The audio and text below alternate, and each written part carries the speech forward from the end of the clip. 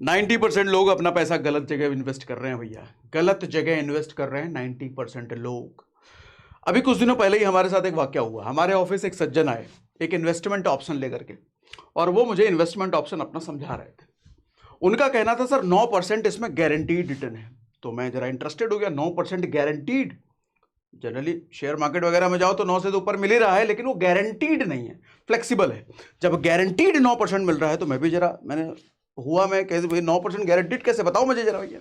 तो उन्होंने जब पूरा प्लान हमारे को बताया और जब हमने उस प्लान का पोस्टमार्टम किया तो रिटर्न निकल के आता है सर 4.13 एनुअल, लेकिन उनका कहना था 9%। सर ऐसे ही भारत में न जाने कितनी जगह पे कितने लोगों के साथ हो रहा है। आपको 8%, 9%, 10%, 12% गारंटीड बोल करके कुछ भी बेचा जाता है। तो खैर आज हम इसको जरा डिटेल में समझेंगे, ऐसा क्यों, कैसे, कहां, किसके साथ होता है और इसे कैसे बचना है, हमारा पैसा कहां कहां इन्वेस्ट होना चाहिए, कहां कहां नहीं इन्वेस्ट होना चाहिए। आज इसके बारे में डिटेल में हम समझते हैं। देखो सबसे पहली चीज, 2 इनकम ग्रुप मैंने यहां पर डिवाइड करा है। एक वो जिनकी सालाना इनकम 3 लाख रुपए से कम है, यानी कि महीने का 25,000 से कम है, और दूसरी तरफ वो जिनकी सालाना इनकम 3 लाख रुपए से ज्यादा है, मतलब 25,000 रुपए से ज्यादा है महीने का। कारण क्या है, आज हम इनको मैंने डिवाइड इसलिए किया करा है। सर कोई भी इन्वेस्टमेंट स्ट्रेटजी हर इनकम ग्रुप के लिए सेम नहीं हो सकती। अलग अलग इनकम ग्रुप के लिए अलग अलग इन्वेस्ट करने का तरीका, प्लेसेस होते हैं। तो हमने इसलिए आज दोनों के बेस पर आज हम बात करेंगे। अब भैया 2 कॉलम बनाए हैं मैंने सर, सेविंग और इन्वेस्टिंग। दरअसल इन्वेस्टिंग जहां भी वर्ड आया ना सर, रिस्क अपने साथ उसके साथ आ जाता है, अपने आप आ जाता है। बिना रिस्क के आप उसको इन्वेस्टिंग कह ही नहीं सकते। अगर उसमें रिस्क नहीं है तो आप उसको सेविंग कहो, या फिर इसको फिक्स्ड इन्वेस्टिंग कह सकते हो और इसको फ्लेक्सिबल इन्वेस्टिंग कह सकते हो। फिक्स्ड इन्वेस्टिंग जहां की गारंटीड रिटर्न आपको मिलता है। अच्छा एक चीज हमेशा याद रखना सर, जब भी आपको गारंटीड रिटर्न कहीं भी मिले और वो सही में जो बोल रहा है वो मिले, सर वो इन्फ्लेशन से ऊपर नहीं होगा। इन्फ्लेशन मतलब महंगाई, महंगाई समझ रहे हो ना। 2002 में पेट्रोल 30 रुपए का मिलता था 1 लीटर, आज के समय में वही 1 लीटर पेट्रोल 100 रुपए से ऊपर का है। इसको बोलते हैं महंगाई। और ये महंगाई दर सर गवर्नमेंट के हिसाब से 7%, 6% एनुअल अभी है, लेकिन रियली अगर आप देखोगे सर मेडिकल इन्फ्लेशन 15% से ऊपर है, मतलब मेडिकल के इक्विपमेंट में, दवाई में 15% से ऊपर ज्यादा महंगाई है। सर आप बेसिक तेल वेल चीजों में देखोगे जो घर में कुकिंग ऑयल यूज होता है, सर इन्फ्लेशन, महंगाई हर साल 10% से ऊपर बढ़ रही है। तो खैर, लेकिन हमारे पास जो आंकड़ा है वो 7% का इन्फ्लेशन महंगाई दर है, तो हम उसी के हिसाब से चलते हैं। सर एफडी आरडी में अगर आप इन्वेस्ट कर रहे हो, एफडी मतलब फिक्स डिपॉजिट, आरडी मतलब रिकरिंग डिपॉजिट जो हम हर महीने करते हैं, किसी में 6% मिलता है, किसी में 7% मिलता है। अच्छी बात यह है कि अगर ये 7 बोला जा रहा है तो 7 मिलेगा, चाहे भूकंप आए, बाढ़ आए, सरकार बदले, कोविड आए, कुछ भी हो सर उतना मिलेगा ही मिलेगा, कोई नहीं काट सकता। नो रिस्क, कोई रिस्क नहीं है इसमें। सर पीपीएफ अगर कह रहा है कि 7% है, ये ऊपर नीचे हो सकता है आपके लोकेशन के अकॉर्डिंग, 7 बोल रहा हूं तो 7.5 हो सकता है, 6.5 हो सकता है, लेकिन मैं कह रहा हूं इसके आसपास ही है। 7% पीपीएफ है तो सर 7% मिलेगा, कोई नहीं काट सकता उसको। ठीक है। गोल्ड अगर 6, ये वेरी करता है, गोल्ड टाइम टू टाइम बदलता रहता है, लेकिन ये भी नो रिस्क वाला आइटम है, कोई रिस्क ही नहीं इन चीजों में। चौथा है सर एंडोमेंट प्लान, ये भी नो रिस्क आइटम है, इसमें भी कोई रिस्क नहीं है। ये एंडोमेंट प्लान बेसिकली मैंने भी इसको बुरा ही बताया हुआ है आपको, लेकिन वो एक पहलू से। आज इसका दूसरा पहलू भी हम समझेंगे। कुछ लोगों के लिए सर एंडोमेंट प्लान ये बेस्ट है, इससे अच्छी चीज उनके पास है ही नहीं। फॉर एग्जाम्पल आप समझ लो कोई 1 लाख रुपए महीना कमाता है, सर उसके लिए वो जो 1,000 रुपए वाला पुटकू पुटकू करे वाला फोन होता है, उसके वो कहेगा ये बेकार है, मेरे किसी काम का नहीं है, घटिया फोन है ये, कहेगा ना। लेकिन कोई आदमी अगर 8,000 रुपये महीना सिक्योरिटी गार्ड है वो कमा रहा है, सर उसके लिए पुटकू पुटकू वाला जो फ़ोन है ना, छुटका, वो उसके परिवार से, उसके दोस्तों से, उसको संबंधी से बात करने का जरिया है वो, क्योंकि आईफोन की रीच नहीं है उसके पास, वहाँ तक वो जा नहीं सकता है। तो ऐसे एंडोमेंट प्लान का हम जरा समझेंगे सर, किसके लिए बेस्ट है, किसके लिए वरदान है और किन लोगों के लिए घटिया है, बेकार है। आज हम जरा इस पर नज़र डालेंगे, क्योंकि ये एक ऐसा सेगमेंट है, जब हमने यूट्यूब पर सर्च किया ना सर, यूट्यूब पर जितने भी इन्वेस्टिंग से रिलेटेड आपको सिखाने वाले लोग हैं, सब ने इसको घटिया ही बोला है सर। मतलब सिर्फ एक ही पहलू डिस्कस किया, हमने भी इसको घटिया ही बोला था, लेकिन वो एक पहलू में। आज पहली बार हो सकता है यूट्यूब पर हम इसका दूसरा पहलू भी लेंगे, किनके लिए ये वरदान है। आओ, इन्वेस्टिंग, दूसरा एक कॉलम। सर इन्वेस्टिंग का मतलब रिस्क। शेयर खरीद लो, डायरेक्ट शेयर, 12% से लेके 100% तक आपको रिटर्न मिलेगा, डबल, 100 क्या उससे भी ज्यादा, 2%, 200%, 300%, 500%, 1000%, वो भी पॉसिबल है, वो भी होता है। लेकिन रिस्क कितना हाई रिस्क, बहुत मोटा रिस्क है सर। म्यूचुअल फंड में चले जाओ, म्यूचुअल फंड में एसआईपी करो सर, 12 से 15%, रिस्क कितना है सर, मीडियम रिस्क है। ठीक है, जरूरी नहीं है आपको 12 ही मिले, हो सकता है 11 भी हो जाए, और जरूरी नहीं है 15 ही मिले, 16 भी हो सकता है। इंडेक्स फंड एसआईपी में चले जाओ, 12 से 15%, हालांकि लॉन्ग टर्म में मिल ही जाता है इतना। लॉन्ग टर्म में अगर आप देखोगे तो 15% म्यूचुअल फंड इंडेक्स फंड आ ही जाता है लॉन्ग टर्म में। लेकिन शॉर्ट टर्म में अगर करो तो मैं 20 साल वाला नहीं, 15 साल में मुझे निकालना है, 5 ही साल में निकालना है, तो इसीलिए कहते हैं रिस्की आइटम। और जब आपका निकालने का टाइम हो गया, उस टाइम कोविड आ गया, तो ये हो सकता है 12 भी ना मिले, 6 मिले, 7 मिले, तो इसीलिए कहते हैं रिस्की आइटम है। लेकिन इधर नहीं है, इधर जब आपको निकालने का टाइम है, उधर कोविड आ जाए फिर भी उतना ही मिलेगा जितना बोला हुआ है। लेकिन इधर निकालने के टाइम पे अगर कोविड आ गया तो हो सकता है वो 6 पर गिर के आए, 5 पर गिर के आ जाए, इसीलिए बोलते हैं रिस्की। सर ईटीएफ में चले जाओ, 12 से 15% इधर भी मिलता है, लेकिन ये रोज लो रिस्क के, दोनों लो रिस्क वाले आइटम है। अच्छा, इन दोनों इनके बारे में आपको अगर डिटेल में जानना है, सारे पर सेशन अपलोड करे हुए हैं यूट्यूब पर। आप यूट्यूब पर सर्च करो सागर सिन्हा ETF, आ जाएगा ये वीडियो पूरा डिटेल। अब सागर सिन्हा इंडेक्स फंड सर्च करो, आ जाएगा डिटेल। सागर सिन्हा म्यूचुअल फंड सर्च करो, आ जाएगा डिटेल। सागर सिन्हा SIP सर्च करो, आ जाएगा डिटेल, पूरा डिटेल में मैंने समझा रखा है ये सब कैसे खेल होता है इसका। ठीक है, इतनी बात समझ में आ रही है? मुझे कमेंट बॉक्स में यस लिख के बताओ, यस लिख के बताओ जल्दी, इतनी बात समझ में आ रही है ना? फिर हम आगे बढ़ते हैं। अरे लिखो जल्दी, लिख के बताओ।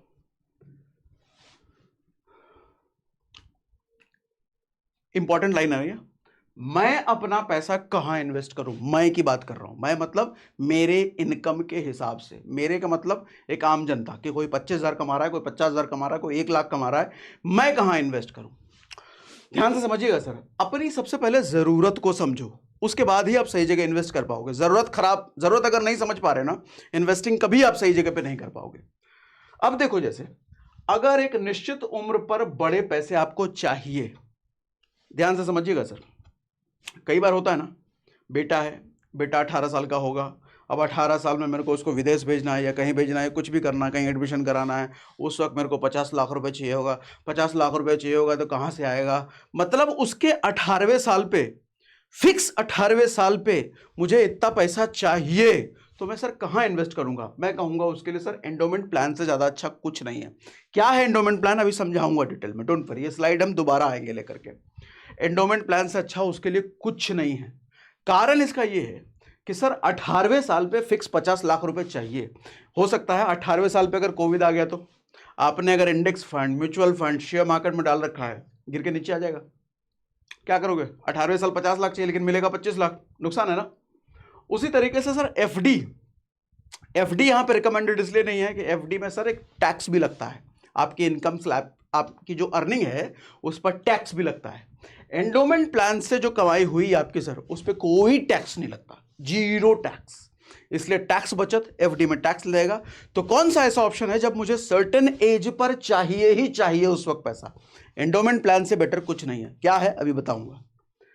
एक निश्चित उम्र पर बड़े पैसे नहीं चाहिए, एक निश्चित उम्र पर, मतलब 18वें साल पे कोई जरूरी नहीं है मेरे को पैसा चाहिए, 20वें पे मिले, 25वें मिले, 30वें मिले, कोई जरूरी नहीं है, लेकिन अच्छा पैसा रिटर्न मेरे को चाहिए, अच्छा रिटर्न, मैं लंबा वेट करने को तैयार हूं। सर वहां पे इंडेक्स फंड SIP से अच्छा दूसरा कोई ऑप्शन नहीं।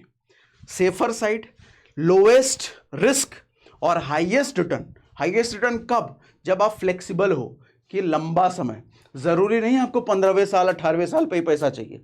उस वक्त अगर मार्केट खराब हुआ तो सर आपका रिटर्न हो सकता है 8% आ जाए, 7% आ जाए, लेकिन लंबे समय तक वेट करने के लिए तैयार हो तो रिटर्न हो सकता है 15 मिले, 17 मिले। एक चीज यहां पे तय है, बहुत लंबे समय में आपको रिटर्न अच्छा ही मिलेगा। तो इसलिए जब उम्र फिक्स नहीं है और लंबा समय आपके पास है तो सर इंडेक्स फंड से अच्छा कोई ऑप्शन नहीं है। तीसरा, अगर एक ऐसा फंड जमा करना है जिसे मैं किसी भी समय निकाल सकता हूं, मतलब रात के 2 बजे भी मेरे को पैसे की जरूरत पड़ जाए अचानक, किसी भी वजह से, किसी हेल्थ की वजह से या किसी भी वजह से, किसी भी 2 बजे भी कुछ सेकंड्स में पैसा मेरे बैंक में आ जाए, सर FD या RD से बढ़िया ऑप्शन कुछ नहीं है। कोई भी ऐसा फंड नहीं है जो आपको 2 मिनट 1 मिनट के अंदर आपका पैसा आपके बैंक में आ जाए। ठीक है, तो FD मतलब फिक्स डिपॉजिट या रिकरिंग डिपॉजिट, उससे अच्छा कुछ नहीं है। लोग इसको बहुत बुरा भला बोलते हैं सर, इसकी जो जगह है ना, जिस जगह पे इमरजेंसी फंड क्रिएट करने के लिए, मैं आज भी मानता हूं FD और RD से अच्छा कुछ हो ही नहीं सकता। सर रात के 3 बजे आपको पैसा चाहिए और 3:05 में आपके बैंक अकाउंट में पैसा आ जाए, कौन सा ऐसा इन्वेस्टमेंट है सर? इधर भी आ सकता है, इंडेक्स फंड वगैरह में भी आ सकता है, लेकिन घट भी सकता है ना उस वक्त। तो ये अच्छा, अगर लाइफ इंश्योरेंस चाहिए और इनकम 25,000 रुपए से कम है, सर एंडोमेंट प्लान के अलावा दूसरा कोई ऑप्शन नहीं आपके पास। फिर से बात कर रहा हूं, एंडोमेंट प्लान डिटेल में भी समझाऊंगा। सर लाइफ इंश्योरेंस अगर चाहिए और इनकम 25,000 से ज्यादा है, तो सर टर्म प्लान से अच्छा आपके लिए पास ऑप्शन नहीं है। वहां पर एंडोमेंट प्लान आपके लिए घटिया है, एकदम घटिया, 3rd क्लास। वहां आपको टर्म प्लान ही लेना चाहिए। आता हूं डिटेल में बताता हूं कैसे। सर लाइफ इंश्योरेंस की अगर हम बात करें ना, ये बेसिकली 3 टाइप का होता है। एक यूलिप, यूलिप को आप म्यूचुअल फंड के साथ लाइफ इंश्योरेंस जोड़ दिया वैसा समझो। म्यूचुअल फंड रिस्की आइटम है, वेरी करता रहता है मार्केट के अकॉर्डिंग, उसके साथ इंश्योरेंस जोड़ दिया तो बन गया यूलिप। कुछ इस तरह का समझ लो। यूलिप मेरे हिसाब से किसी के लिए अच्छा नहीं है, किसी के लिए भी अच्छा नहीं है। सर मुझे अगर फ्लेक्सिबल मार्केट में जाना है तो मैं SIP में जाऊंगा, म्यूचुअल फंड में जाऊंगा, इंडेक्स फंड में जाऊंगा, मैं इसमें क्यों जाऊं? और मुझे अगर इंश्योरेंस ही चाहिए, मेरी इनकम कम है तो मैं एंडोमेंट में जाऊंगा, इनकम ज्यादा है तो मैं टर्म में जाऊंगा, इसमें कब जाऊंगा? मुझे आज तक समझ नहीं आया। आपको पता है तो मुझे कमेंट बॉक्स में बताना। मैं तो कहता हूं ये किसी के लिए अच्छा नहीं और कभी अच्छा नहीं है। बेकार, घटिया, 3rd क्लास आइटम। इसको क्यों बनाया पता नहीं, इसको तो साइड ही कर देते हैं हम। ये दोनों ऑप्शन में लड़ाई है भैया। सर एंडोमेंट प्लान एक फिक्स गारंटी इनकम के साथ आपके पास आता है। लाइफ इंश्योरेंस है एक फिक्स गारंटी इनकम। अगर ये बोल रहा है कि 20 लाख रुपए आपको 12 साल बाद मिलेगा, तो सर 20 लाख मिलेगा, 19 लाख कुछ रुपए नहीं होंगे वहां पे। 20 लाख का 20 लाख मिलेगा, और चूंकि टैक्स फ्री होता है। ठीक है, उसके बाद होता है टर्म प्लान, जो हाईएस्ट रिटर्न देता है, हाईएस्ट रिटर्न, लेकिन ऑन डेथ ओनली, मरने के बाद ये सिर्फ परिवार को ही मिलेगा। ठीक है, समझते हैं थोड़ा सा डिटेल में इन दोनों को। सर कितनी कमाई कहां कहां डालें? इन्वेस्टिंग, अपने इन्वेस्टिंग फंड का, हर आदमी एक इन्वेस्टिंग फंड अलग करता है ना। जैसे मैंने यहां पे जैसे एग्जांपल लिया है, कोई आदमी अगर 25,000 रुपए महीना कमा रहा है, तो मैं मानता हूं सर 5,000 रुपए तो उसको अलग करना चाहिए हर महीने इन्वेस्टिंग सेविंग के लिए, बाकी 20,000 में अपना घर भर चलाओ। तो मैंने बोला है यहां पर 5 लाख से कम कमाई, 5 लाख साल का बोल रहा हूं, 5 लाख नहीं, बेसिकली ये बाय मिस्टेक है, 3 लाख। 3 लाख से कम की अगर इनकम है सालाना, मतलब 25,000 से 25,000 या उससे थोड़ी कम इनकम है, तो मैं कहता हूं 5,000 तो अलग करो। तो उस केस में मैं मान रहा हूं सर साल का हो गया 60,000, 12×5 60,000, साल का 60,000। तो आपको इस केस में सर कहां कहां इन्वेस्ट करना चाहिए, ध्यान से समझिए। मैं कह रहा हूं endowment plan, life insurance and health insurance. कोई भी एंडोमेंट प्लान जो आपका नियरेस्ट एजेंट या कंपनी जो भी आपको अच्छा लगे, वो नहीं बोलूंगा मैं कौन सा, और मेरे से पूछो कैसे, तो लास्ट में एक ऑप्शन बता दूंगा, वहां जाके खुद ही सर्च कर लेना। एंडोमेंट प्लान, लाइफ इंश्योरेंस या हेल्थ इंश्योरेंस। एंडोमेंट प्लान आता हूं यार, रुको डिटेल में बताऊंगा क्या होगा। अभी कमाई का 50% वहां पे जाना चाहिए सर। सॉरी, कमाई का मतलब सेविंग वाली, जितना जो सेविंग फंड है आपका, ये 60,000 है ना, तो 60,000 का 50% मतलब 30,000 रुपए आपका इस सेक्शन में जाना ही चाहिए सर। चलो इसका रेलेवेंस बता ही देता हूं। सर मेरे पापा की डेथ हुई तब जब मैं 21 साल का था। 21 साल वो उम्र होती है सर जहां पर आदमी कमाना सीख ही रहा होता है, और मेरी उस वक्त पहली ठीक ठाक नौकरी लगी थी। और मुझे खबर आती है, एक दिन मैं ऑफिस पहुंचता हूं, सिस्टम पर काम कर रहा होता हूं, और खबर आती है कि तुम्हारे पापा का एक्सीडेंट हो गया है, और एक्सीडेंट भी ऐसा हुआ है कि बस जीने मरने वाली बात है। मैं फ्लाइट की टिकट लेके घर पहुंचता हूं। वहां जब पहुंचता हूं तो पता चलता है कि पापा नहीं रहे। कारण क्या होता है कि सुबह सुबह पापा मेरी छोटी बहन को स्कूल छोड़ने गए थे बाइक से, बाइक ही होती थी, कार वार थी नहीं। तो वापस जब स्कूल छोड़ करके घर की तरफ आ रहे थे, तो रास्ते में बारिश होने लग गई थी। अब चूंकि रास्ते में बारिश होने लग गई, तो सड़क के किनारे बाइक खड़ी करके वहीं पे एक बगल में मंदिर था, तो उस मंदिर के अंदर थोड़ा सा आश्रय ले लिया बारिश से बचने के लिए। वो अकेले नहीं थे, बहुत सारे लोग और भी मंदिर के अंदर थे। इसी बीच कुछ ही देर बाद एक ऐसा ट्रक आता है जिसका ब्रेक फेल है। वो ट्रक आता है और रास्ते से हट करके वो सीधा मंदिर की तरफ जाता है और मंदिर उड़ा देता है। मंदिर में जितने लोग भी रुके होते हैं बारिश से बचने के लिए, उनमें से कोई भी नहीं बचता। उसमें से एक मेरे पापा भी थे। सर हालत ये थी, अब जरा सोचो, मेरे घर में मेरी छोटी बहन है, माँ है, बड़ी बहन की लकीली शादी हो चुकी थी, और मेरी पहली नौकरी लगी है और पहली सैलरी भी नहीं आई है। घर का जो मेन अर्निंग मेंबर है, जिससे घर चल रहा है, सब खत्म। कहां से आएंगे सर पैसे? उस वक्त काम आया था सर पापा का लाइफ इंश्योरेंस। एक अच्छा खासा अमाउंट मिला, जिसकी वजह से सब कुछ संभल पाया। अदरवाइज क्या कहां कैसे होता, किसी को कुछ नहीं समझ आता। तो लाइफ इंश्योरेंस की इंपॉर्टेंस ये है सर। अच्छा, लाइफ इंश्योरेंस आज के समय में ना, जैसे मैंने अपने पापा का ही किस्सा आपको बताया, इससे आप समझ सकते हो सर कि कोई आदमी मंदिर के अंदर आश्रय लेने गया बारिश से बचने के लिए और मौत हो जाए, तो इसका मतलब एक चीज समझ में नहीं आता कि मौत का कोई भरोसा नहीं है, कहां से कब कैसे टपक जाए पता नहीं।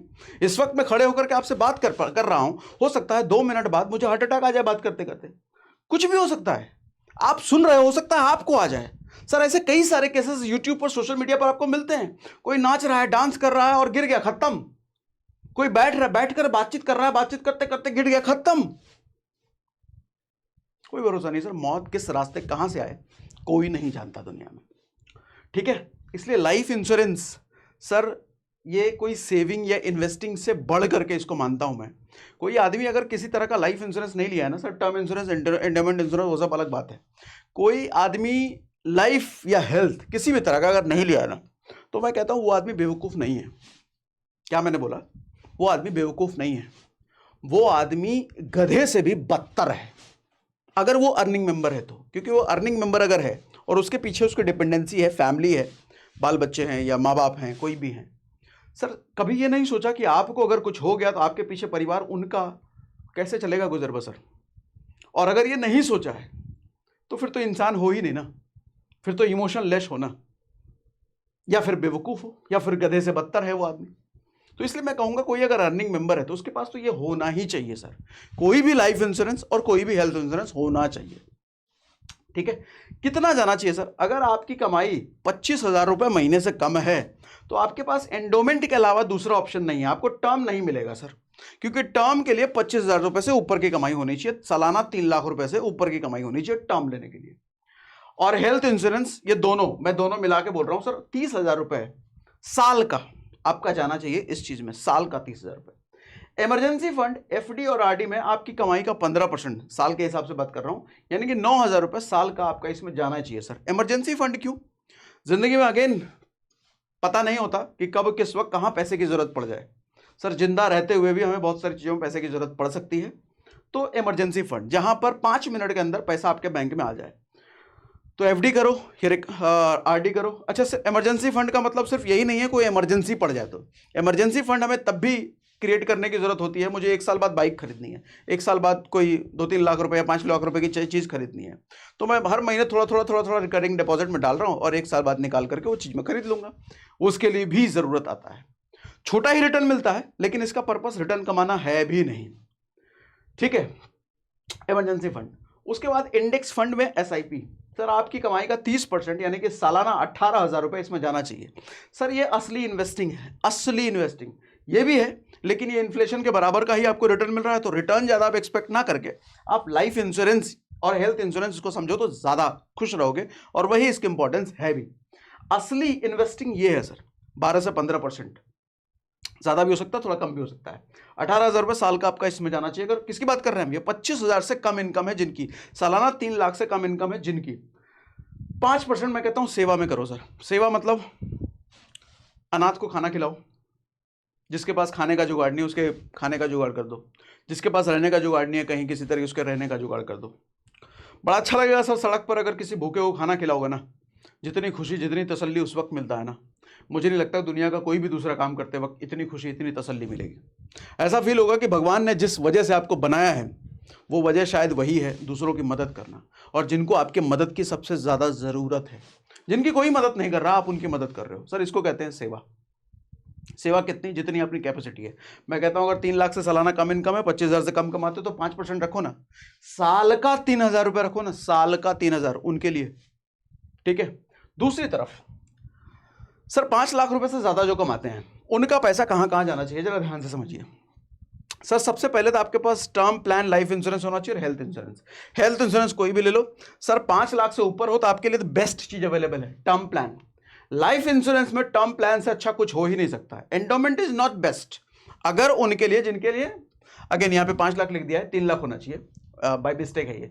3 लाख से ऊपर की इनकम है तो आपको टर्म प्लान मिल जाएगा सर, टर्म प्लान ही लो। एंडोमेंट उनके लिए है जिनका 3 लाख से कम का इनकम है, क्योंकि एंडोमेंट उनको टर्म उनको नहीं मिलेगा। अभी डिफरेंस में समझाऊंगा, टर्म और एंडोमेंट में डिटेल में डिफरेंस अभी समझाने वाला हूं। तो आपका कमाई का 25% इसमें जाना नहीं चाहिए। मैंने फिगर यहां पे नहीं लिखा क्योंकि 3 लाख से ऊपर 25,000 से ऊपर कमा रहे हो तो 25,000 से ऊपर 30,000 है कि 35,000 है कि 40,000 है का मुझे नहीं पता। जितनी भी ऊपर इनकम है सर 25% साल का हटा लेना और इसमें डालना जरूर, ठीक। हाँ, एक लेवल पे अगर आप भैया 2-3 लाख रुपए महीने का कमा रहे हो तो 25% इसमें नहीं डाल सकते, उतना पैसा थोड़ी आपको कितना चाहिए। 1 करोड़ का भी इंश्योरेंस ले रहे हो तो 10-12 हजार रुपए इसका प्रीमियम आता है, तो 25% थोड़ी, फिर वहां बहुत मिनिमम हो जाएगा। लेकिन मैं जो बात कर रहा हूं 25,000 से ऊपर 30,000 है, 35,000 है, 40,000 है, उसके लमसम है। उससे ऊपर की कैटेगरी है तो फिर ऑफकोर्स उसके लिए बदल जाएगा। इमरजेंसी फंड क्रिएट करो सर, आरडी एफडी, कमाई का 15% आपका इधर जाना चाहिए। इंडेक्स फंड सर कमाई का 30% आपका जाना चाहिए। अगर एक निश्चित उम्र पर बड़ा पैसा चाहिए तो सर एंडोमेंट प्लान फिर आपकी भी जरूरत है, फिर आपकी भी जरूरत है। और कितना जाना चाहिए, आपकी कमाई का 25% इसमें जाना चाहिए। अभी आता हूं एंडोमेंट प्लान क्या होता है, अभी बताता हूं, कंफ्यूज ना हो। सेवा 5% आपका भी जाना चाहिए सर। अब आओ सर, सबसे बड़ा कंफ्यूजन जो मैंने अभी तक क्रिएट कर दिया है, एंडोमेंट और टर्म में डिफरेंस। आ जाए, क्या हो गया एक बार में जा नहीं रहा सर, समझो जरा ध्यान से, बहुत बहुत ज्यादा इंपॉर्टेंट है सर समझना। पैसा बड़ी मेहनत से आता है, पैसा गलत जगह नहीं जाना चाहिए, पैसा गलत जगह बिल्कुल नहीं जाना चाहिए। और 90% लोगों का गलत जगह पैसा जाता है क्योंकि समझ नहीं होती है सर। 50,000 कमाने वाला और 20,000 वाला कमाने वाले की इन्वेस्टमेंट सेम नहीं हो सकता, और अगर कर रहा है तो दोनों में से एक आदमी तो गलत कर रहा है, ठीक है। एंडोमेंट प्लान और प्योर टर्म प्लान, मैं टर्म प्लान में भी प्योर टर्म प्लान लिखा है मैंने यहाँ पे। टर्म प्लान में भी आजकल कुछ ऐसे प्लान आ गए हैं जो कि आपको रिटर्न देते हैं, वो भी गारंटीड रिटर्न देते हैं। मैं उनकी बात नहीं कर रहा, क्यों नहीं कर रहा, लास्ट में बात करूंगा। प्योर टर्म प्लान की बात कर रहा हूं मैं। और एंडोमेंट प्लान, एंडोमेंट प्लान आपके पास, अगर आपने आज तक नहीं सुना है इसका नाम, तो आपने जीवन आनंद का नाम सुना होगा, जीवन सरल का नाम सुना होगा, जीवन लक्ष्य का नाम सुना होगा, मनी बैक प्लान का सुना होगा, गारंटीड इनकम प्लान का नाम सुना होगा, अश्योर्ड वेल्थ प्लान जैसा नाम सुना होगा। ये सब एंडोमेंट प्लान ही हैं सर। कभी भी एजेंट आपको एंडोमेंट प्लान बोल करके नहीं बेचता, ये सब चीजें बोल करके बेचता है, ठीक है। यहां पर गारंटीड रिटर्न जरूर होता है, लेकिन 4 से 6% के ऊपर का नहीं होता है। मैंने जो आपकी शुरुआत में आपको स्टोरी सुनाई ना, मेरे साथ ऑफिस में जो आए थे, वो दरअसल एक एंडोमेंट प्लान लेकर के ही आए थे, लेकिन समझना उन्होंने कैसे मेरे को प्रेजेंट करा। एंडोमेंट प्लान बोला नहीं, उन्होंने बोला सर हम इस बैंक से आए हैं और ये वाला बैंक आपको एक सेविंग प्लान ऑफर कर रहा है। सेविंग प्लान बोला, सेविंग प्लान बोला, इंश्योरेंस नहीं बोला, एंडोमेंट नहीं बोला, सेविंग प्लान ऑफर कर रहा है विद 9% गारंटीड रिटर्न। मैंने कहा 9%, तो ठीक है भाई, बताओ क्या है। वैसे तो अपना share market, index fund, property ठीक है, बट गारंटीड की जहां बात आ रही है तो वहां 9% एक बहुत अच्छा रिटर्न है, जहां गारंटीड, क्योंकि गारंटीड में बताया ना 6% 7% से ऊपर रिटर्न है नहीं। और एफडीएम में अभी भी जो 7% मिल रहा है वो कुछ महीनों में रहेगा नहीं, वो लुढ़क जाएगा, नीचे जाएगा, 6.5 जाएगा। तो गारंटीड सुनकर के मेरे कान खड़े हो गए। यही बता रहे थे बेसिकली, वो नाम आखिरी तक नहीं लिया उन्होंने। बेसिकली जिस कंपनी का, उस कंपनी का चलो मैं नाम नहीं लेता हूं आपके सामने, जिस कंपनी का वो एंडोमेंट प्लान मेरे को बेच रहे थे, आखिरी तक उन्होंने एंडोमेंट प्लान नहीं बोला, आखिरी तक उन्होंने उस इंश्योरेंस कंपनी का नाम नहीं लिया, वो तो पूछने के बाद उन्होंने बताया। तो सर आदमी यहां पर ना सबसे बड़ा झोल कंपनी नहीं करती, एजेंट्स करते हैं। लेकिन हाँ, जब मैं एजेंट्स की बात कर रहा हूं तो दुनिया में हर एजेंट्स बुरे नहीं होते। अच्छे एजेंट्स की संख्या मुझे लगता है ज्यादा है। ज्यादा क्यों है? दुनिया में अच्छे लोग ज्यादा हैं तभी दुनिया चल रही है। जिस दिन बुरे लोग ज्यादा हो गए नहीं चल पाएगी सर। तो एजेंट भी है, बुरे एजेंट हैं जो झूठ बोल करके बेचते हैं, लेकिन ऐसे सारे नहीं होते हैं। एंडोमेंट प्लान जब भी आपके पास आए, अच्छा, कई इसमें उटपटांग कैलकुलेशन में चलते हैं। 6000% आपको देती है ये कंपनी, 500%। अरे भाई साहब, कौन सी दुनिया से आए हो तुम? 4 से 6% से ऊपर कोई नहीं देता सर। कोई बोले तो मामू बना रहा है आपको, डांट के भगा देना ऐसे आदमी। ऐसे आदमी से तो लेना ही नहीं कुछ। ठीक, 4 से 6। प्योर टर्म प्लान में कोई रिटर्न नहीं होता। आप कहोगे फिर तो बहुत बुरा है टर्म प्लान। बुरा नहीं है सर, बहुत अच्छा है। और बताता हूं सर, एंडोमेंट प्लान का प्रीमियम हाई होता है। प्रीमियम समझते ना आप, जो हर महीने या फिर हर साल जो भी आपका पेमेंट मोड है आप वो सेलेक्ट करते हो, उसको प्रीमियम बोलते हैं। तो बड़ा हाई प्रीमियम होता है। सपोज करो अगर आपको 1 करोड़ रुपए का इंश्योरेंस लेना है, 1 करोड़ रुपए का। अच्छा, इंश्योरेंस बोलो इसको या सेविंग प्लान बोलो, एक ही बात है। लोग आपको सेविंग प्लान बोल करके बेचेंगे, या अच्छा इन्वेस्टमेंट ऑप्शन बोल के बेचेंगे, या इंश्योरेंस कोई बोलता नहीं है। और इसी वजह से इंश्योरेंस बदनाम इंडस्ट्री है। झूठ बोलने का थोड़ा सिलसिला इसमें काफी ज्यादा है, स्पेशली इस साइड बहुत ज्यादा है। इस साइड नहीं है, इस साइड ज्यादा है। कारण क्या है? ये वाला सर, एजेंट कमीशन यहां पे बड़ा हाई है। एजेंट कमीशन, जहां पे एजेंट का कमीशन हाई होता है ना, वहां झूठ की पॉसिबिलिटी, गुमराह करने की पॉसिबिलिटी बहुत बढ़ जाती है। इधर एजेंट का कमीशन बहुत लो है, तो यहां पर जनरली एजेंट ये बेचते ही नहीं है, ये बेचते हैं। ठीक है, तो किसी भी रूप में किसी भी नाम के साथ आए सर, ये है इंश्योरेंस ही। और इंश्योरेंस, अगर आपको 1 करोड़ का इंश्योरेंस चाहिए सर एंडोमेंट, तो आपको तकरीबन 3 लाख रुपए सालाना प्रीमियम देना पड़ेगा 1 करोड़ के इंश्योरेंस के लिए। लेकिन यही 1 करोड़ अगर आप टर्म लेते हो तो मालूम कितना देना पड़ेगा सर? मात्र 1 करोड़ के इंश्योरेंस के लिए आपको देना पड़ेगा 10,000 रुपए सालाना। ये एज के ऊपर वेरी करता है, कमेगा भी, बढ़ेगा भी एज अगर ज्यादा कम है तो। लेकिन लगभग 1 करोड़ के लिए आपको 10,000 रुपए सालाना, 1 साल में सिर्फ 10,000 रुपए 1 करोड़ के इंश्योरेंस के लिए। लेकिन इधर 1 करोड़ का इंश्योरेंस लोगे तो सर 3 लाख रुपए से ऊपर जाएगा ये फिगर, 3 लाख रुपए से ऊपर। देख रहे हो कितना फर्क है सर? इधर 1 करोड़ के लिए 10,000 लग रहा है, तो इधर 1 करोड़ के लिए 15,000 या 20,000 नहीं लग रहा, इधर 3 लाख से ऊपर जा रहा है ये। इसीलिए मैंने कहा बड़ा हाई प्रीमियम जाता है। लेकिन हाँ, इसके साथ एक रिटर्न एसोसिएटेड है, तो जब उसको आप कैलकुलेट करते हो तो 4 से 6% का निकलता है। इधर कोई रिटर्न नहीं है एकदम, इसीलिए लोवेस्ट प्रीमियम है। तो आप मुझसे अगर पूछो सर कौन सा इंश्योरेंस प्लान बेटर है, तो अगेन मैं कहूंगा 3 लाख से ऊपर की इनकम है तो इसका तो कोई जोड़ ही नहीं है। ये आपको बहुत ही सस्ता पड़ता है, बहुत सस्ता पड़ता है, बहुत सस्ता पड़ता है। लेकिन 3 लाख रुपए से कम की अगर इनकम है तो फिर इसके अलावा आपके पास ऑप्शन नहीं है, यही लेना पड़ेगा। लेकिन हाँ, फिर एक एज वाली मैंने बात बताई, अगर एक सर्टेन एज तक चाहिए तो वहां पर 3 लाख से ऊपर इनकम होने के बावजूद भी आपको ये भी लेना चाहिए। ये तो लोगे ही लोगे, लेकिन ये भी लेना चाहिए। लेकिन वहां पर्पस बदल जाएगा, अभी थोड़ी देर पहले बात किया ना हमने। उसके बाद यहां पर आपको सेविंग प्लस लाइफ इंश्योरेंस दोनों मिल जाता है सर इसमें, एंडोमेंट प्लान। और चूंकि दोनों एक साथ है इसीलिए इसका प्रीमियम हाई है। यहां पर दोनों एक साथ नहीं है, यहां पर ये प्योर लाइफ इंश्योरेंस है, प्योर, इसलिए तुच्छा सा इंश्योरेंस प्रीमियम जाता है और बड़ा सा कवर मिलता है। कवर समझते हो ना? 1 करोड़ का मतलब कल को जब आप नहीं रहे तो आपकी फैमिली को 1 करोड़ मिल जाए, वो मतलब होता है कवर का। यहां एक अच्छी बात यह है कि सर जीरो टैक्स जो आपको मिलेगा ना, कल को 1 करोड़ मिले या 20 लाख मिले या 25 लाख मिले 20 साल बाद, जितने कभी आपने लिया है कवर, वो जब कल को मिलेगा ना सर, आपके रहते हुए मिल जाए या आपके ना रहने के बाद मिले सर, वो टैक्सेबल नहीं होगा इनकम, मतलब सरकार उस पर टैक्स नहीं मांगेगी कुछ भी। वहीं आप एफडी वगैरह करते हो ना तो वो टैक्सेबल होता है, जैसे अभी बताया भी हमने। इधर नॉट एप्लीकेबल, एप्लीकेबल है ही नहीं, मतलब कुछ रिटर्न है ही नहीं तो क्या टैक्स। और अगर मरने के बाद मिल रहा है तो उस पर कोई सरकार टैक्स मांग ले तो क्या ही सरकार है फिर वो, तो उस पर वैसे ही टैक्स नहीं लगता कुछ भी। ठीक है, लेकिन जीते जी इधर कुछ मिलता नहीं है। प्योर टर्म प्लान की बात कर रहा हूं, लेकिन आजकल ऐसे भी टर्म प्लान आ चुके हैं जहां पर वहां भी रिटर्न मिलता है। लेकिन अगर ध्यान दो, अगर रिटर्न मिल रहा है तो फिर अपनी जेब से देगी ना कंपनी, ना आप ही की जेब से लेगी, तो प्रीमियम का अमाउंट बढ़ जाएगा। आपसे जो कंपनी लेगी प्रीमियम, उसका थोड़ा अमाउंट बढ़ जाएगा। ठीक है, अभी बात करता हूं, अभी बताता हूं कौन सा लेना चाहिए कौन सा नहीं। उसके बाद income requirement sir, minimum, no minimum requirement. इसको लेने के लिए सर आपकी 5,000 की इनकम है, 15,000 की इनकम है, 10,000 की इनकम है, 5 लाख की इनकम है, कुछ फर्क नहीं पड़ता, ये कोई भी ले सकता है। लेकिन इसको लेने के लिए चाहिए सर मिनिमम 3 लाख सालाना, उसके बिना ये नहीं मिलेगा सर। एजेंट कमीशन यहां पे बड़ा हाई होता है। अगर आप इंश्योरेंस बेचना है तो ये वाला बेचोगे तो ज़्यादा प्रॉफिट है।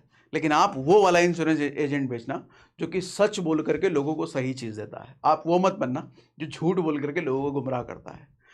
इससे होता क्या है सर, मैं एक चीज़ कहता हूँ कि आपको कभी भी कोई ऐसा पैसा नहीं कमाना चाहिए जिसमें किसी का हाई छुपा हुआ हो, जिसमें किसी की बद्दुआ छुपी हो। सर आज उसको पता नहीं चलेगा, कल को जिस दिन भी पता चलेगा वो आपके लिए गालियाँ निकालेगा ना, वो आपके लिए बद्दुआ निकालेगा ना, झूठ बोल करके मेरे को चिपका गया। और ऐसा पैसा फलता नहीं है, वो पैसा किसी ना किसी फॉर्म में निकल जाएगा सर।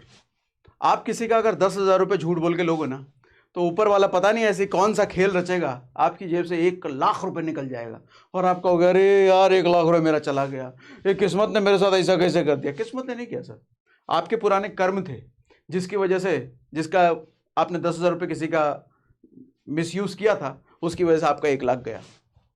ठीक है, तो अभी कैसा करना नहीं है, एजेंट बनना है, ये बेचना है, लेकिन सच बोल के बेचना है। टर्म प्लान एजेंट अगर हो तो कमीशन इसमें लो है। बेसिकली कमीशन लो नहीं है क्योंकि चूंकि अमाउंट आपको कस्टमर से छोटा मिलता है। मतलब हम अगर कस्टमर हैं तो हम 1 करोड़ के लिए 10,000 दे रहे हैं ना, 10,000 रुपये में कितना कमा लेगा एजेंट। लेकिन इधर 1 करोड़ के लिए हम 3,00,000 दे रहे हैं, तो मोटा दे रहे हैं तो एजेंट को भी मोटा जाएगा ना। ठीक है, परसेंटेज तो दोनों में सेम ही है, लेकिन इधर अमाउंट छोटा है तो एजेंट को भी छोटा जाएगा, इधर अमाउंट बड़ा है तो एजेंट को भी बड़ा जाएगा। पर्पस सर, इधर जो पर्पस है, disciplined long term saving with zero tax liability. मैंने क्या क्या लिखा है, disciplined long term saving with zero tax liability, tax नहीं लगेगा कुछ भी, और डिसिप्लिन। मैंने डिसिप्लिन लिखने का मतलब ध्यान से समझिएगा। मैंने देखा है जो जितने लोग एसआईपी करते हैं ना सर, मैक्सिमम लोग अपना 2 से 3 महीने में एसआईपी तोड़ देते हैं, डालते ही नहीं, छोड़ देते हैं। सेम वही आरडी का भी, रिकरिंग डिपॉजिट 2-3 महीने करेंगे फिर छोड़ देंगे। लेकिन एंडोमेंट प्लान अगर आपने ले लिया है तो यहाँ पे मजबूरी बन जाती है आपकी डालना। क्यों? क्योंकि यहाँ पे एक पीरियड होता है, आपको मिनिमम 5 साल या 6 साल 7 साल तक तो डालना ही है। उससे पहले अगर आपने डिसकंटिन्यू किया तो आपने जो दिया पैसा है वो गया, वो नहीं मिलेगा आपको वापस। तो आदमी मजबूर है, फिर यहाँ डालता ही डालता है। तो रिटर्न यहाँ पर भले ही कम है, लेकिन एक डिसिप्लिन्ड इन्वेस्टिंग होने की वजह से आदमी कम से कम इन्वेस्ट करता ही करता है। जबकि हमने जो इन्वेस्टिंग वाला कॉलम थोड़ी देर पहले इधर लिया था, वहाँ पे रिटर्न भले ही आए हैं, लेकिन बहुत कम लोग इन्वेस्ट करते हैं। एक बड़ा रीज़न ये है कि आदमी डिसिप्लिन नहीं है, 2-3 महीने करके छोड़ देगा। उसको लगता है 2-3 महीने में मेरा 10,000 करोड़ बन जाना चाहिए, अरे नहीं बन रहा, बढ़ नहीं रहा, निकालो निकालो निकालो। लेकिन इधर नहीं कर सकता ना, इधर तो मजबूरी है। तो इस मायने में एक डिसिप्लिन्ड इन्वेस्टिंग अगर चाहिए तो मैं कहूँगा एंडोमेंट प्लान से अच्छा ऑप्शन है ही नहीं, इससे अच्छा ऑप्शन है ही नहीं। अगर आप उनमें से हो जो आप कभी करोगे कभी छोड़ दोगे, कभी करोगे छोड़ दोगे, इस वाले टाइप के आदमी हो, तो आपको निश्चित एंडोमेंट प्लान लेना चाहिए। ये बेस्ट है, फिर ये आपसे करवा ही लेगा, नहीं तो खा जाएगा ना पैसा, उस डर से दोगे आप। ठीक है, अच्छा इधर जो है, इधर life insurance only, that's why lowest premium. इधर आपको सिर्फ लाइफ इंश्योरेंस मिलता है, इसीलिए लो प्रीमियम है sir. Life insurance if income is lesser than 5 lakh, 5 lakh से, फिर यहाँ पे मैंने मिस्टेक कर दिया, 5 लाख नहीं है 3 लाख, 3 लाख से कम अगर है तो ये करना ऑप्शन, यही करना ऑप्शन आपके लिए है। अब दोबारा सेम स्लाइड में लेकर के आया हूं, दोबारा समझाता हूं, इस बार ज्यादा समझ में आएगा आपको ये बात। मैं अपना पैसा कहां इन्वेस्ट करूं, अपनी जरूरत समझो सर।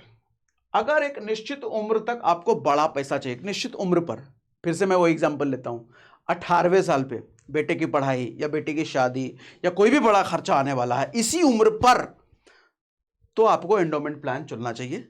क्योंकि दूसरा इन्वेस्टिंग में जाओगे तो उस वक्त अगर मार्केट डाउन है, कोविड आ गया, भूकंप आ गया, सरकार बदल गया, इकोनॉमी हिल गया, तो आपका पैसा 10 रुपए का 6 रुपए रह जाएगा। इधर नहीं, इधर जितना बोला है उतना ही रहेगा।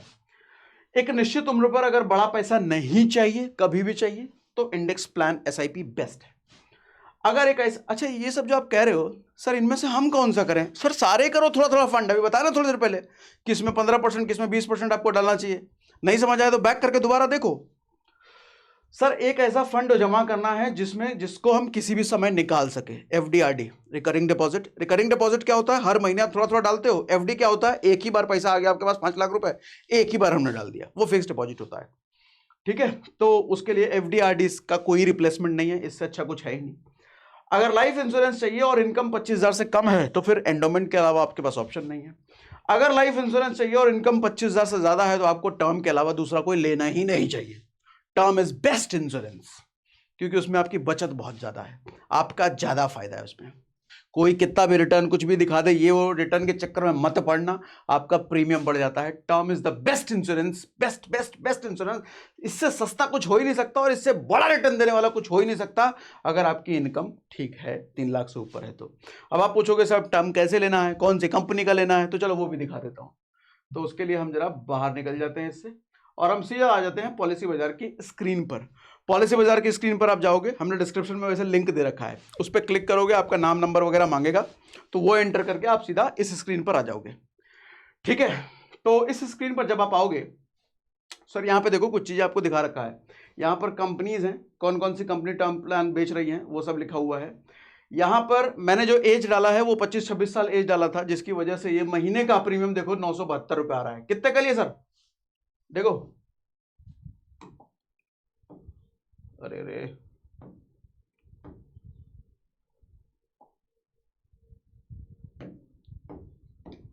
एक करोड़ के लिए कितना आ रहा है? 972 रुपये। सर इसको साल का आप देख सकते हो, यहाँ पे पे ईयरली करोगे ना, सॉरी इसको आप पे ईयरली यहाँ पे कर दो, तो इस साल का आने लग गया 11,000 रुपये। मैंने बोला था ना 1 करोड़ के लिए 10,000 रुपये बोला था ना, उसी के आसपास आ रहा है। और उधर जाओगे एंडोमेंट में तो 3 लाख से ज़्यादा। ठीक है, तो फिलहाल हम मंथली मोड में इसको देखने की कोशिश करते हैं। मंथली 972, इधर इस कंपनी में जाओगे तो 1100, इधर कंपनी जाओगे तो 1000। अब सवाल उठता है सर कौन सी कंपनी का लें, क्योंकि पॉलिसी बाजार की अच्छी बात यह है कि आप सारी कंपनियों का प्लान यहाँ पे देख सकते हो, खुद के हिसाब से कंपेयर कर सकते हो। किसी भी ऑफलाइन मोड या किसी भी एजेंट के पास ये ऑप्शन नहीं होता कि आपको इस तरीके से सारा बखान कर दे, एक साइड रख दे और आप खुद चुनो कौन सा बढ़िया है, कौन सा ले ना ले। अब यहाँ इतने सारे ऑप्शन हमारे को पॉलिसी बाजार दे रहा है, तो साथ में ये कंफ्यूजन भी पैदा होता है कि हम चुने कौन सा, बेस्ट हमारे लिए कौन सा है। तो मेरे हिसाब से सर बेस्ट टर्म प्लान आपको चुनने के लिए ना, यहाँ आपको प्लान चुनने की जरूरत नहीं है। एंडोमेंट प्लान में अलग अलग वैरायटी के प्लान होते हैं, किसी में 10 मिल रहा है, किसी में 12 मिल रहा है, किसी में 6 मिल रहा है, किसी में 2 मिल रहा है, किसी में ये नहीं मिल रहा तो किसी में वो मिल रहा है, किसी में वो नहीं मिल रहा तो किसी में ये मिल रहा है। वहां बहुत नौटंकी है, लेकिन यहां पर वो सारी कोई नौटंकियां खत्म। यहां पर सर टर्म प्लान है ना, मरने के बाद ही मिलेगा। अच्छा, वो ऑप्शन भी आ चुका है आपकी जीते जी वाला, आप रिटर्न चाहते हो तो वो ऑप्शन भी आप चुन सकते हो। तो यहां पर प्लान नहीं, आपको कंपनियां चुननी है। कंपनियां क्या, एक कंपनी चुननी है। तो कंपनी चुनने का मतलब है सर क्लेम सेटलमेंट रेशियो। अगर 100 क्लेम उस कंपनी के पास आए तो कितने क्लेम उसने पास किए और कितने रिजेक्ट किए। तो जैसे यहां पर आप देखो 99.5% ये दिखा रहा है। यहां पर मैंने लिया हुआ है, ये फिल्टर है, मैंने इस पर क्लिक किया, आ जाओ। अच्छा, क्लेम सेटलमेंट, सबसे लोएस्ट क्लेम सेटलमेंट रेशियो यहां पर ये दिखा रहा है एसबीआई लाइफ का है। मैं अगर हाईएस्ट करूं इस पर क्लिक करके, तो सबसे हाईएस्ट जो दिखा रहा है, किसका आया कि नहीं आया?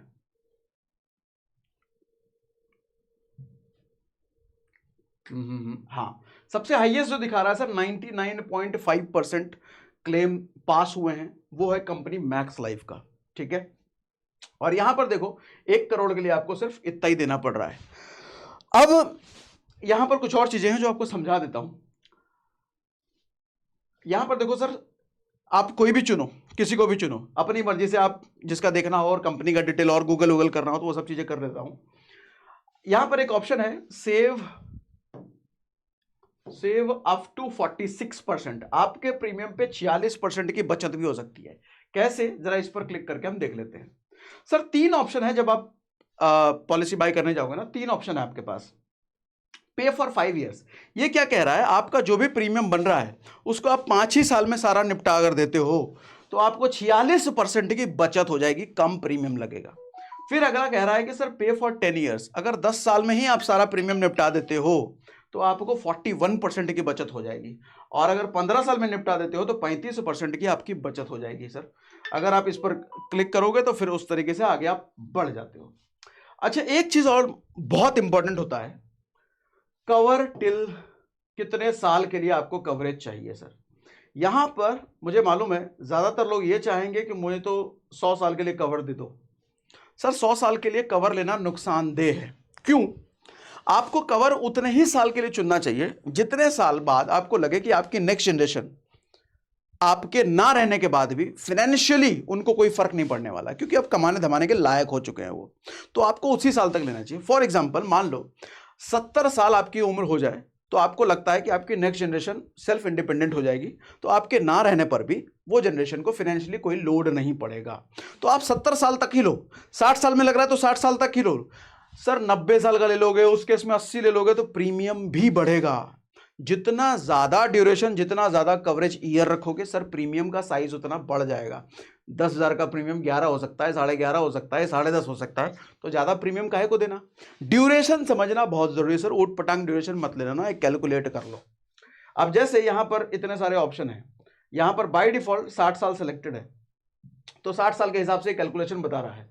सर देखो अभी कैलकुलेशन कैसे बदल जाएगा, ये 972 रुपये आ रहा है ना सर, आप इसको ले लो, आप इसको ले लो 79 ईयर्स के लिए।